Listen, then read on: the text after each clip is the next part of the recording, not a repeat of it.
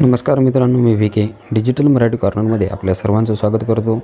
तर मित्रांनो, लाडकी बहिणीसाठी खूप महत्त्वपूर्ण अशी अपडेट आहे। आताचा जो हप्ता पडलेला आहे जुलै महिन्याचा, या हप्त्यामध्ये खूप साऱ्या महिला या अपात्र ठरवण्यात आल्या आहेत। या महिला अपात्र कशामुळे ठरवण्यात आले आहेत असे महत्त्वपूर्ण 8 पॉईंट या ठिकाणी मी तुम्हाला सांगणार आहे।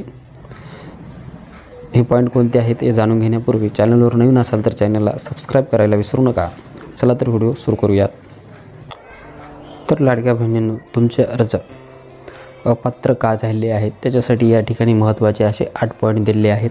हे पूर्ण पॉईंट आपण आज जाणून घेणार आहोत। नंबर 1, नारी शक्ती दूत ॲपवर लाभार्थ्याचे वय हे दिनांक 1/7/2024 रोजी 21 वर्ष पूर्ण नसेल तर लाभार्थी अपात्र करावे असे आदेश शासनाने दिलेले आहेत।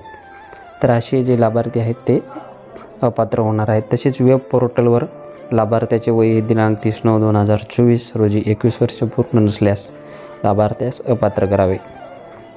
नंबर 3, लाभार्थ्याचे वय दिनांक 1/8/2025 रोजी 65पेक्षा जास्त असले तर त्यांना अपात्र करावे। तर 1/8/2025 रोजी जर तुमचं वय 65 वर्षापेक्षा जास्त झालेले असेल तर असे लाभार्थी या ठिकाणी अपात्र होणार झालेले आहेत। नंबर 4मध्ये लाभार्थ्याच्या वयाची तपासणी करते वेळेस त्यांचे आधार कार्ड व्यतिरिक्त जे कागदपत्र अपलोड केलेले होते ते तपासून वयाची खात्री करावी। वयाचा पुरावा तपासताना केवळ आधार कार्ड तपासू नये। तसेच आधार कार्ड व इतर कागदपत्राच्या जन्मतारखेत बदल आढळल्यास लाभार्थ्यास अपात्र करावे। जर तुम्ही आधार कार्ड किंवा मतदान कार्ड किंवा तुमची TC वगैरे अपलोड केली असेल तर त्यांच्यावर जर तुमची जन्मतारीख वेगवेगळी असेल तर असे सुद्धा लाभार्थी अपात्र ठरवण्यात येणार आहे। तर नंबर 5, कुटुंबात एक राशन कार्ड म्हणजे एक कुटुंब। 2पेक्षा जास्त लाभार्थ्याच्या तपासणीमध्ये लाभार्थ्यांचे रेशन कार्ड तपासावे व त्यातील किती महिला या योजनेचा लाभ घेत आहेत ते तपासावे। तर याच्यामध्ये 2 महत्त्वपूर्ण पॉईंट दिलेले आहेत। ते 2 कोणते पॉईंट आहेत बघा। शासन निर्णयान्वये एक कुटुंबातील एक विवाहित आणि एक अविवाहित महिला या योजनेचा लाभ घेण्यास पात्र आहे असे नमूद आहे। तर कुटुंबातील एक विवाहित आणि एक अविवाहित या 2च महिलांना लाभ मिळू शकतो, बाकीच्यांना मिळू शकत नाही।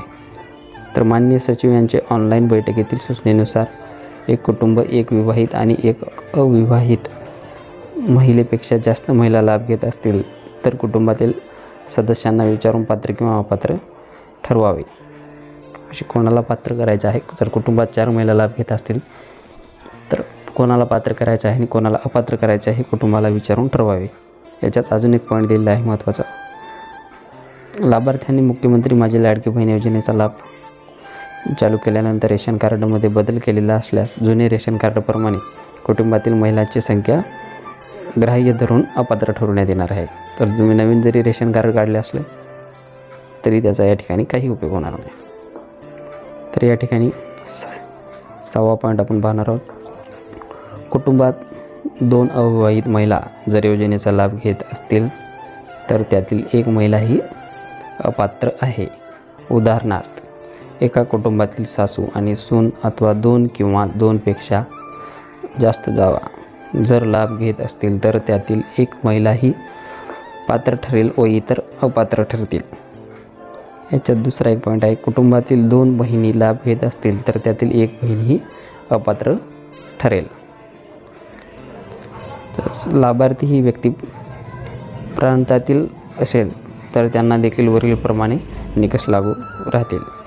लाभार्थी जर स्थलांतरित असेल तर स्थलांतरित ठिकाणावरील एकात्मिक बाल विकास प्रकल्प अधिकारी यांच्यामार्फत लाभार्थ्याची तपासणी करून घ्यावी। स्थलांतरित ठिकाणी जर लाभार्थी बदल कोणतीही माहिती एकात्मिक विकास प्रकल्प अधिकारी यांना अवगत झाली नसली तरी लाभार्थ्यास अपात्र ठरवावे। तर असे हे महत्त्वपूर्ण मित्रांनो 8 पॉईंट दिलेले होते। तरी यावेळेस जे जुलै महिन्याचा हप्ता पडलेला आहे यात खूप साऱ्या महिला अपात्र झालेले आहेत आणि अपात्र होण्याचे हे महत्त्वपूर्ण असे 8 कारणं आहेत। याच्यात अजून एक कारण असं आहे, ज्यांच्या नावावर 4 व्हीलर गाडी आहे अशासुद्धा महिला अपात्र ठरलेल्या आहेत त्याच्यात ट्रॅक्टर वगळून. तर धन्यवाद मित्रांनो. व्हिडिओ आवडला असेल तर आपल्या लाडक्या बहिणींना शेअर करायला विसरू नका.